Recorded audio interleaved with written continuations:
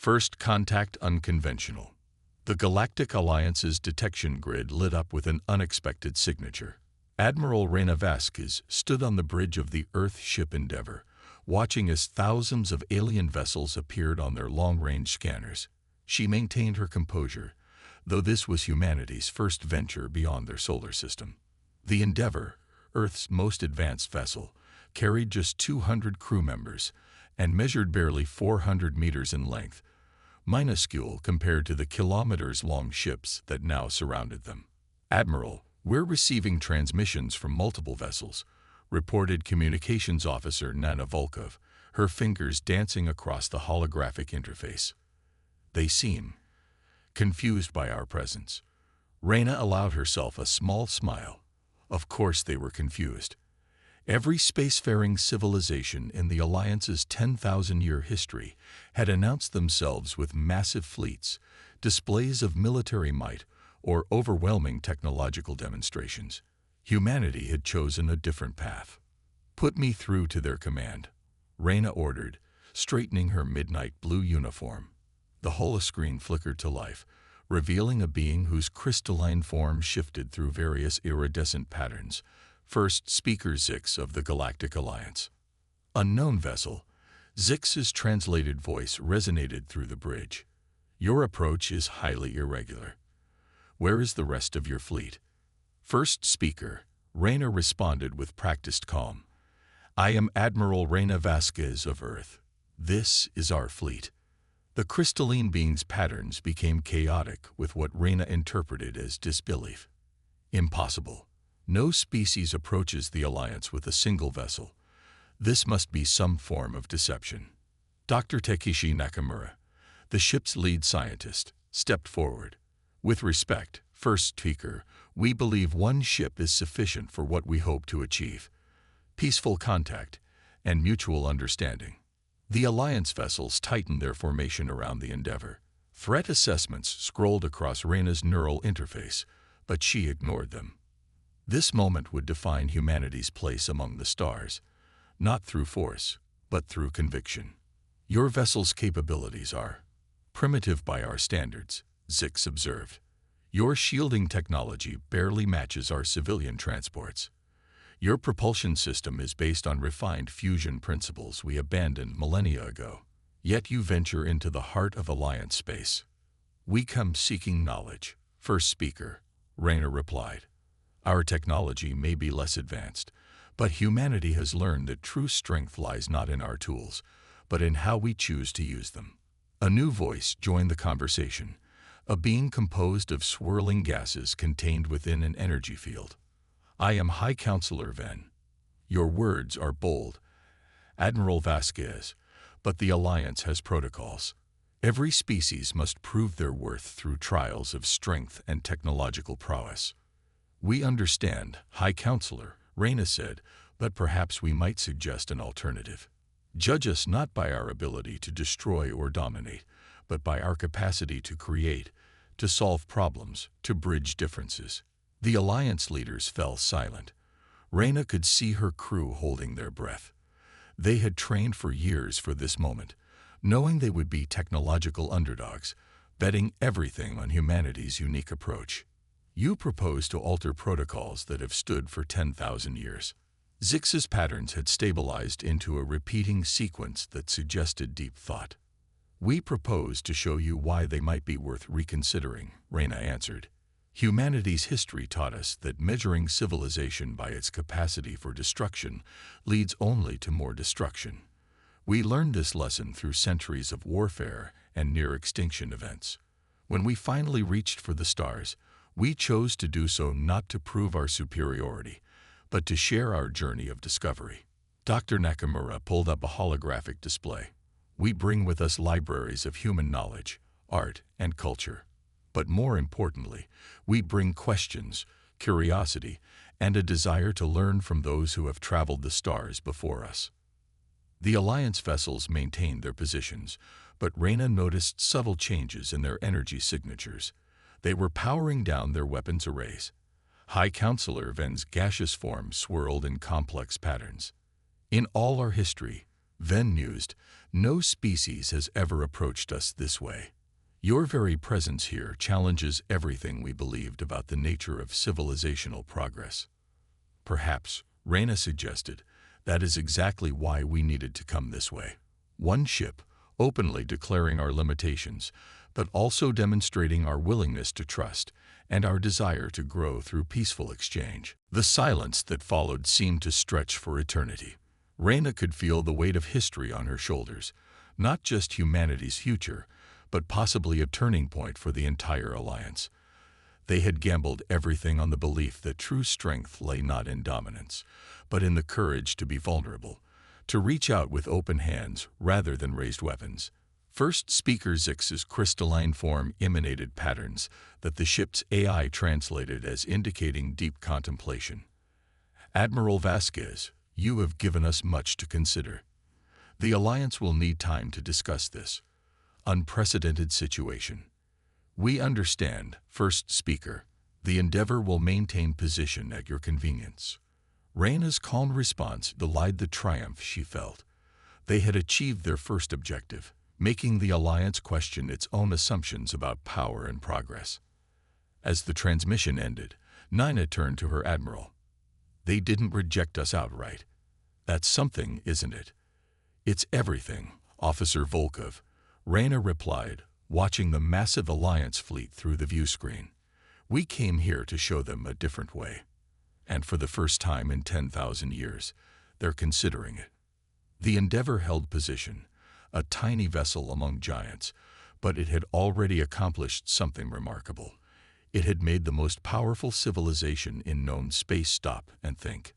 Sometimes, Reyna reflected, the quietest voices carried the most powerful messages.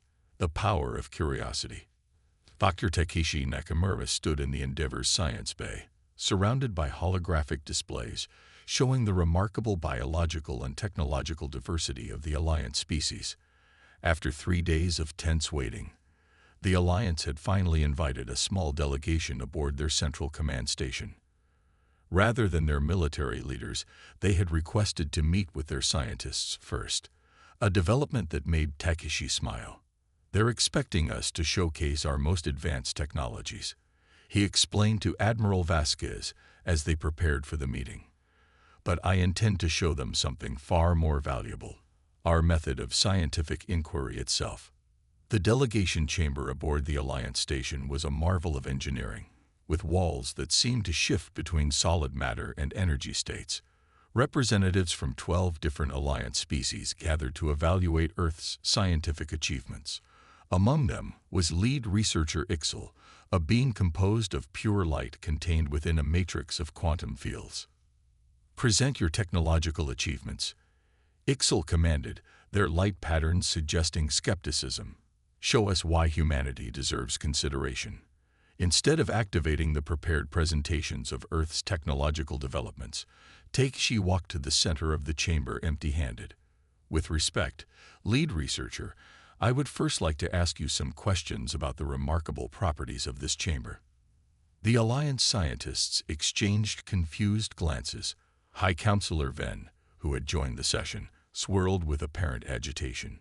"You were instructed to demonstrate your achievements." "And I am," Takeshi replied calmly. "I'm demonstrating how humanity approaches discovery. These walls, they appear to exist in multiple states simultaneously. Is this an application of quantum field manipulation?" Ixel's light dimmed slightly in what Takeshi interpreted as surprise. "This is basic technology, centuries old." "Surely you—" "Fascinating," Takeshi interrupted, pulling out a simple paper notebook and pen. Tools that caused another wave of confusion among the aliens. "The quantum field manipulation appears to maintain coherence at a macroscopic scale. On Earth, we've only achieved this in extremely controlled laboratory conditions. May I ask how you prevent decoherence at this scale?" The Alliance scientists stared at him, then at his primitive writing materials, then back at him. Slowly, Ixel's light began to pulse with a new pattern. "You truly wish to understand the principles?" "Of course," Takeshi replied, sketching a rough diagram. "Every advancement in science begins with curiosity and observation. Humanity's greatest discoveries often came not from showing what we knew, but from asking questions about what we didn't know. Over the next few hours, something remarkable happened. As Takeshi asked increasingly insightful questions about various Alliance technologies, the alien scientists began to engage more actively. They found themselves explaining concepts they had taken for granted for centuries, and in doing so, began to see their own achievements in a new light. Your mathematical notation, noted a Vrixik scientist, their tentacles waving with interest at Takeshi's notebook. It's different from ours, but there's an elegant simplicity to it. And these questions you ask, they make us examine our own assumptions. Takeshi shared stories of Earth's scientific journey, not just the successes, but the failures, the dead ends, and the unexpected discoveries that came from them. He described how human scientists learned to collaborate across cultures and ideologies, how they shared data and peer-reviewed each other's work. "You mean you deliberately expose your theories to criticism?" asked another scientist, a crystalline being similar to first speaker Zix. "You invite others to find flaws in your work. That's how we progress," Takeshi explained. Scientific truth isn't about individual achievement. It's about collective understanding. Every theory should be tested, every assumption challenged. That's how we refine our knowledge. The atmosphere in the chamber had transformed. The Alliance scientists were no longer simply evaluating humanity. They were engaging in genuine scientific discourse. Takeshi noticed High Counselor Ven's gaseous form had settled into a pattern indicating deep attention. "Your species," Ven observed, "approaches knowledge differently than any we have encountered. You don't simply acquire it. You question it, challenge it, share it openly." Takeshi nodded. "That's why we came with one ship with limited technology. We wanted to demonstrate that humanity's greatest strength isn't in our machines or weapons, but in our method of learning and discovery." As if to prove his point, he turned to Ixel. "Your quantum field manipulation technology. Our questions about it have led me to hypothesize some potential applications you might not have considered. Would you be interested in exploring them together?" The chamber erupted in excited discussion as Takeshi sketched out his ideas. The Alliance scientists crowded around his simple paper notebook, adding their own notes and suggestions. In that moment, they weren't advanced aliens evaluating a primitive species. They were simply scientists, sharing in the joy of discovery. Admiral Vasquez, who had been quietly observing, felt a surge of pride. Takeshi hadn't just shown them human science. He had demonstrated the very essence of human scientific inquiry, curiosity, collaboration, and the courage to admit what we don't know. As the session concluded, Ixel approached Takeshi, their light pulsing with what the translators interpreted as enthusiasm. "Dr. Nakamura, we have hosted thousands of technological demonstrations from species seeking to join the Alliance, but none have ever made us think about our own science in quite this way." Takeshi carefully closed his notebook, now filled with collaborative sketches and equations in multiple alien scripts. "That's the beauty of science, lead researcher. When we approach it with genuine curiosity and openness, everyone learns, even the teachers." The Alliance had expected a display of technological prowess. Instead, they had experienced something far more valuable, a demonstration of how humanity's approach to science could enrich even the most advanced civilizations. It wasn't about what humans knew, but how they sought to learn. Breaking protocol. Diplomat Zora Patel stood before the Alliance Council chamber, a vast amphitheater where representatives of over 50 spacefaring civilizations gathered to debate humanity's fate. Unlike the formal diplomatic attire typical of Alliance representatives, she wore a simple blue sari adorned with subtle geometric patterns, a choice that had already sparked murmurs among the assembled delegates. "You appear before this council without credentials from any Galactic Diplomatic Academy," declared Council Elder Mrax, their crystalline form towering over the chamber. "How do you propose to engage in negotiations at this level?"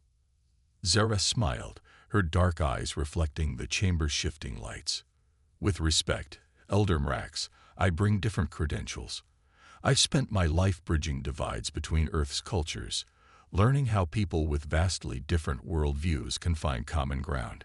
High Counselor Ven's gaseous form swirled with what the translators interpreted as skepticism. Earth is one world. The Alliance spans thousands.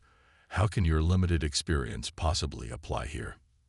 Let me tell you a story, Zora replied, deliberately breaking from traditional Alliance protocol. The chamber stirred.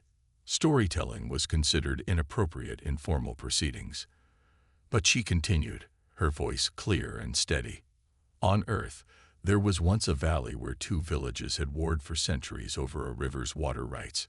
Each believed they owned the river. Each had their own historical claims, their own sacred traditions. Sound familiar? She glanced meaningfully at the Proxian and Veldari delegates, whose species had been locked in a territorial dispute for millennia. The solution came not from formal treaties or power-sharing agreements, but from a child who asked why they couldn't both be right. This simple question led to the realization that they weren't fighting over water. They were fighting over stories they told themselves about the water. The chamber had grown quiet.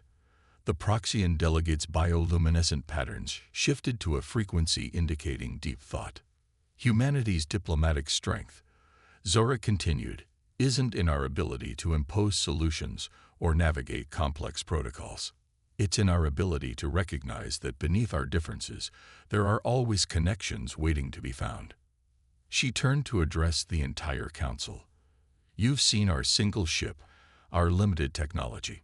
You might wonder what humanity could possibly offer the Alliance. We offer a new perspective, one shaped by thousands of years of learning to overcome our own divisions. A holographic display activated, showing Earth's historical conflicts, but more importantly, its moments of reconciliation and unity. We've made countless mistakes, fought countless wars.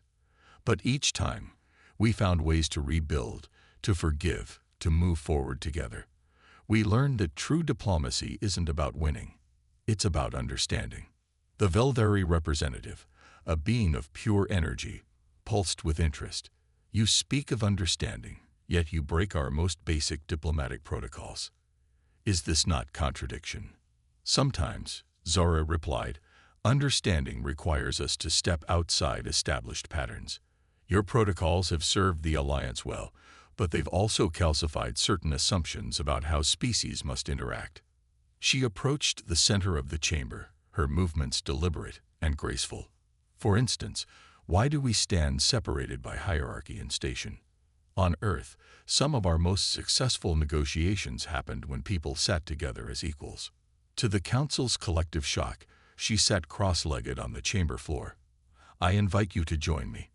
Let's speak not as representatives of vast powers, but as beings seeking to understand each other. For several long moments, nobody moved.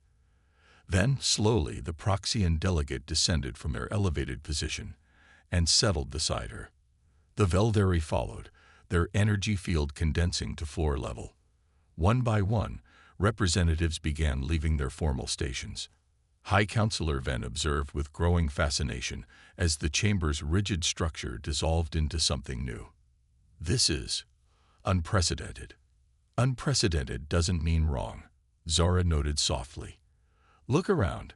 Have we lost any of our ability to negotiate by changing our physical arrangement? Or have we gained new perspectives by literally seeing each other differently?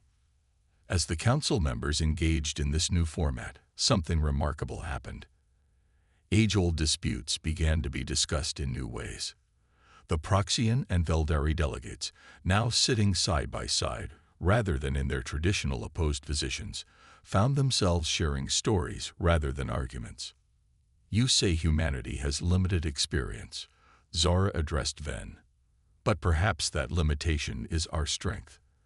We come with fewer preconceptions, fewer rigid protocols, and more willingness to try new approaches. The chamber had transformed. Traditional power dynamics had shifted, allowing for more direct and honest dialogue. Even Elder Mrax had adjusted their crystalline structure to join the ground-level discussion. Your methods are unorthodox, Mrax acknowledged, but they achieve results we haven't seen in centuries of formal diplomacy. Zara nodded. Because true diplomacy isn't about following procedures or maintaining hierarchies. It's about creating spaces where genuine understanding can grow. Humanity may be young in galactic terms, but we've learned this lesson well through our own struggles to unite our world. As the session continued, the Alliance Council experienced something they hadn't known they were missing: the simple power of breaking down barriers and speaking as equals. Zara had shown them that humanity's diplomatic strength lay not in mastering existing protocols, but in daring to imagine new ways of connection. The test of trust.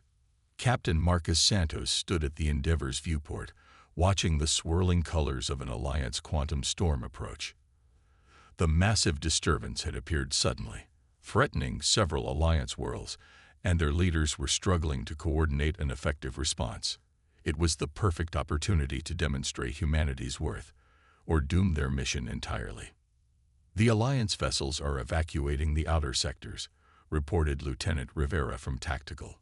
"Their shield technology isn't designed for quantum-level disruptions of this magnitude." Marcus studied the tactical display, where dozens of Alliance ships were retreating from the storm's leading edge. Dr. Nakamura's recent scientific exchanges had given them insight into Alliance technology, including its limitations. Ironically, the Endeavor's primitive shields, designed to handle the chaos of experimental fusion containment, might be better suited for this crisis. "Admiral Vasquez," Marcus turned to his commanding officer, "I request permission to move the Endeavor into position to assist." Reyna's eyes narrowed. "You realize if you're wrong about our shield capabilities, we'll lose our only ship in known space." "Sometimes the greatest power lies in being willing to risk everything to help others," Marcus replied, echoing the philosophy that had brought them to the stars. After a moment's consideration, Reyna nodded. "Make it happen, Captain." The bridge crew worked with practiced efficiency as Marcus directed the Endeavor toward the storm's edge. First Speaker Zix's image appeared on the main screen, their crystalline form flickering with agitation. "Captain Santos, your vessel must retreat immediately. Our calculations show your shields cannot possibly withstand." First Speaker, Marcus interrupted politely. "We believe we can help. Sometimes older technology has unexpected advantages. Request permission to establish a shield barrier for the Proxian colony in the storm's path." The Alliance leaders erupted in debate. The Endeavor's sensors showed the quantum storm intensifying, its chaotic energies threatening to tear apart the fabric of space itself around the vulnerable colony. "There's no time for debate," Marcus stated firmly. "We're moving into position. If we're wrong, humanity loses one ship. If we're right, we save thousands of lives. The choice is clear." Without waiting for approval, Marcus ordered the Endeavor into position between the storm and the Proxian colony. The ship's hull groaned as exotic particles battered their shields, but the modified fusion containment systems held. "Shield status," Marcus called out, his voice steady despite the ship's violent shaking. "Holding at 68%, Rivera reported. The quantum fluctuations are actually being absorbed by our containment field's random variance patterns." First Speaker Zix and the Alliance leaders watched in astonishment as the tiny human vessel stood its ground against forces that had sent their most advanced ships retreating. But Marcus wasn't done. "Dr. Nakamura's analysis suggests we can do more than just block the storm," he announced. "Lieutenant Rivera, reconfigure the shields to pulse at the frequencies we discussed. Let's see if we can disrupt this thing." The Endeavor's shields began pulsing in a complex pattern, sending waves of energy into the quantum storm. Slowly, the chaotic disturbance began to stabilize, its destructive potential diminishing. "Impossible," breathed High Counselor Venn, their gaseous form swirling in disbelief. "They're using basic shield harmonics to affect quantum-level phenomena." "Not impossible," Marcus replied, even as he directed further shield adjustments. "Just unexpected. Sometimes the simplest solutions work where complexity fails." Over the next several hours, the Endeavor's crew worked tirelessly to contain and dissipate the quantum storm. Their shields, designed with broad safety margins rather than precise control, proved remarkably effective at absorbing and redirecting the chaotic energies. When the crisis finally passed, the Endeavor had saved not just the Proxian colony, but had prevented damage to several other Alliance worlds in the storm's path. The ship's shields were depleted, and several systems needed repairs, but they had succeeded. Your actions were unprecedented. First Speaker Zix addressed the bridge crew. You risked your only vessel in known space to protect Alliance worlds. We risked our ship to save lives, Marcus corrected gently. The fact that they were Alliance lives simply made it more important.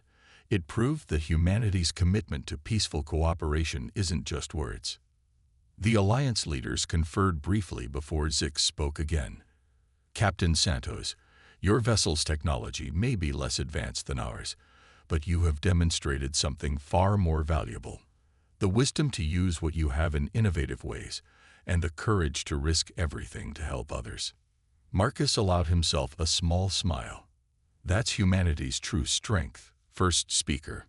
Not our technology, not our military might, but our willingness to step forward when others step back, to find solutions where others see only problems. The Endeavor's actions had done more than save lives. They had demonstrated humanity's character in a way that no diplomatic speech or technological display could match. They had proven that their commitment to peaceful cooperation wasn't just an ideal, but a principle they were willing to die for. As repair crews began their work, Marcus received messages of gratitude from the saved colonies. But more importantly, he noticed a shift in how the Alliance ships now positioned themselves around the Endeavor, no longer in a containment pattern, but in a protective one. They had come as outsiders, but in risking everything to save others, they had begun to find their place among the stars. A new understanding. Communications Officer Nina Volkov sat in the Endeavor's newly established Cultural Exchange Center, surrounded by representatives from 24 Alliance species. What had begun as a simple attempt to explain human music had evolved into something far more profound, a completely new way for different species to understand each other. The challenge isn't just language, Nina explained to the assembled beings, her hands moving expressively as she spoke. It's finding the common experiences that connect us all, even across the gulf of evolution and biology. The room was filled with various translation devices and neural interfaces, but Nina had pushed them all aside. Instead, she had asked each species to bring something they considered untranslatable, a concept, an art form, or an experience unique to their culture. The Alliance has relied on technology to bridge communication gaps, observed Representative Clifax, their quantum state body shifting through multiple possibilities. Yet you suggest we can find deeper understanding without it. Nina nodded, pulling up a holographic display of Earth's oceans. On our world, we learned that true communication goes beyond words. When human cultures first met, we didn't have universal translators or neural interfaces. We had to find other ways to connect. She played a recording of whale songs, their haunting melodies filling the chamber. These are Earth creatures who communicate in ways humans still don't fully understand. But we learned to recognize patterns, emotions, intentions. We learned that understanding doesn't always require perfect translation. The assembled representatives were captivated. A meridian crystalline being resonated in harmony with the whale songs, while a gaseous Venn elder swirled in patterns that matched the music's rhythm. Watch what's happening, Nina pointed out softly. Without any technology, without any formal translation, you're already beginning to interpret and respond to this alien communication. You're finding ways to relate it to your own experiences. Over the next few hours, each species shared something they had believed impossible to convey across species boundaries. The meridians demonstrated their crystal harmonics, the Venn shared their gas form poetry, and the quantum state beings exhibited their probability art. Instead of trying to translate everything perfectly, Nina encouraged them to focus on the feelings and concepts behind each expression. Surprisingly, Understanding began to emerge not through precise interpretation, but through shared emotional responses and recognition of patterns. Humans have thousands of languages on our single world, Nina explained as she helped a crystalline being understand the concept of human dance. We learned that perfect translation isn't always necessary for meaningful connection. Sometimes it's enough to understand the intention, the emotion, the desired impact. The breakthrough came when a young Proxian scientist, inspired by the exchanges, began combining different species' art forms. They synchronized crystalline harmonics with whale songs, added quantum state probability patterns, and overlaid Venn gas poetry. The result was something entirely new, a form of communication that transcended individual species' limitations. This is extraordinary. First speaker Zix observed, their crystalline form resonating with excitement. You've created not just a way to translate between species, but a new form of expression altogether. Nina smiled. That's what happens when we stop trying to force communication into predetermined patterns and instead allow it to evolve naturally. Each species brings their own unique perspective, and together we create something greater than any of us could achieve alone. Admiral Vasquez, who had been quietly observing, stepped forward. This is why we came with one ship with limited technology. We wanted to show that the greatest advances don't always come from superior force or advanced technology. Sometimes they come from simply being willing to listen, to learn, and to find new ways to connect. The impact of Nina's approach rippled through the Alliance. Species that had struggled to communicate for millennia began finding new ways to understand each other. Trade agreements, scientific collaborations, and diplomatic relations all transformed as this new method of communication spread. High Counselor Van approached Nina as the session concluded.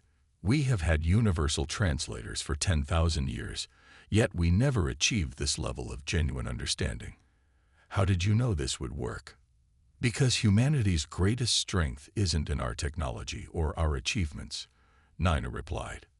It's in our ability to adapt, to find connections where others see only differences, and to create something new from the combination of diverse perspectives. The Alliance Council convened one final time to consider humanity's application for membership, but the terms of the discussion had fundamentally changed.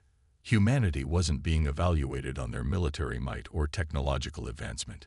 Instead, they were being recognized for showing the Alliance a new way forward. First speaker Zix made the announcement. The human vessel Endeavor came to us alone, seemingly vulnerable, technologically behind us in many ways. Yet they have given us gifts far greater than any fleet or advanced technology could offer. They have shown us new ways to think, to learn, to communicate, and to grow. We do not offer humanity membership in the Alliance. Instead, we invite them to help us transform it into something greater. As Nina looked around the chamber at representatives of dozens of species now communicating in ways that transcended traditional boundaries, she understood that humanity had succeeded beyond their wildest dreams. They had come not to join the galactic community as it was, but to help it become what it could be. The Endeavor's mission had proved that one ship could change the galaxy, not through force or technological superiority, but through humanity's unique gifts: curiosity, adaptability, empathy, and the courage to imagine new possibilities. They had shown that true power lies not in domination or advanced technology, but in the ability to bring diverse beings together to create something greater than the sum of its parts.